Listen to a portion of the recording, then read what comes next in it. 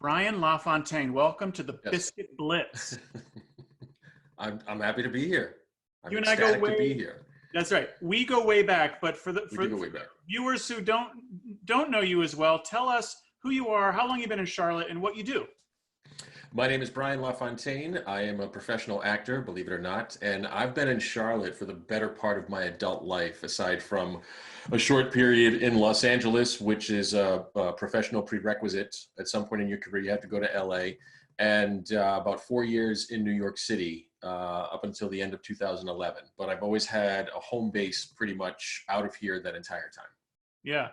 So I Yeah. want to know how your work as an actor and as a voiceover artist Mhm. is being impacted by the current crisis. I mean, personally, I know that you were just Yeah. on an episode of a couple of episodes of Ozark. Mhm. You just had a Tiger Woods special that you narrated on CBS yesterday. Yep. From my standpoint, you're still really trucking along here, but I'd like to hear your perspective on it. Well, I thank you. Thank you for hitting some of the recent highlights. It's a little deceiving because Ozark, I shot that back in September, at the end of September. So that's been months ago. That's been done for a while.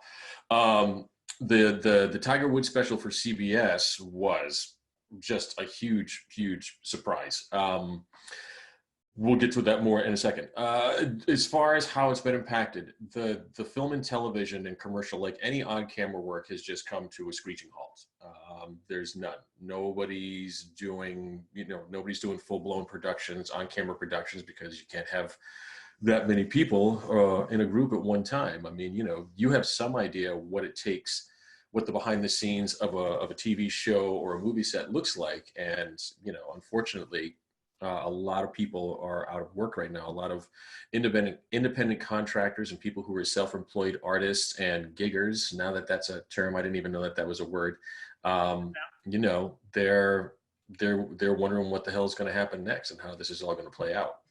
On the voiceover side, I've been very fortunate. I didn't know how that was going to be impacted and to what extent. And it has been. Don't get me wrong. Because there are a lot of companies out there right now that just aren't advertising because, again, they have no business. No one's coming to where they're shucking out their stuff. Right. But other things are continuing to go, and again, it's just a matter of sitting back as an actor and wondering, is any of it going to fall into my lap? And some of it has. I've been really fortunate to be able to keep the voiceover stuff going enough to, keep the ship afloat. So I'm very grateful for every job that comes in now, more so than ever. Yeah. I've always been incredibly grateful, but extremely grateful now. It feels more fragile than ever, if that's possible. Yeah, no, I understand. Let's talk about you personally. What are sort of your coping hacks for getting through this, very surreal chapter right now? How are you making the best of it, or how are you just staying sane, quite frankly? The first couple of weeks were about, I don't know how else to say it, keeping the house in order.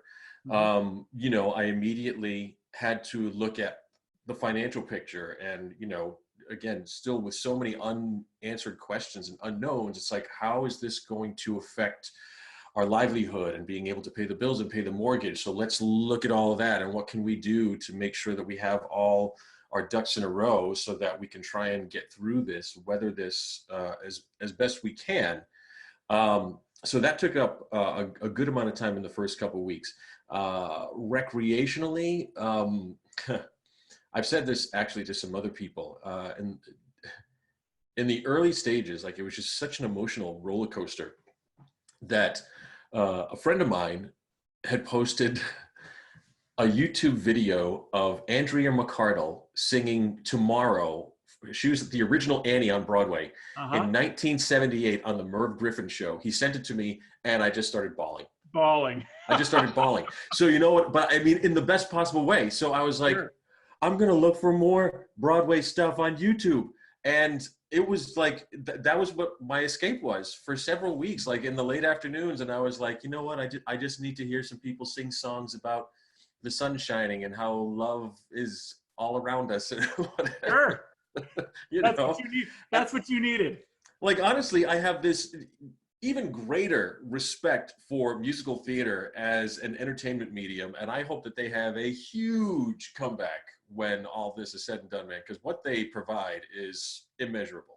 Yes, I agree with you completely. A truly American art form. Okay, we have 20 seconds left. Oh, geez. I'm going to end with this. What is one thing that you are just missing about what life was like prior to this? Something that maybe it's a restaurant you love to go to or something else. What's one So thing? many. Yeah, I was sitting there with Colleen the other day and I was like, do you remember restaurants? Because we haven't been to one. Like we miss Custom Shop is one of our favorites.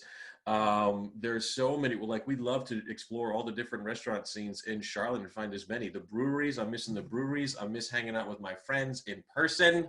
You Yep. know this. I know this. I know this. I miss playing with my friends and drinking a beer at all our wonderful local breweries. I can't list them all. There are too many and they're all awesome. Well, we're gonna be there before you know it. I know that day is coming.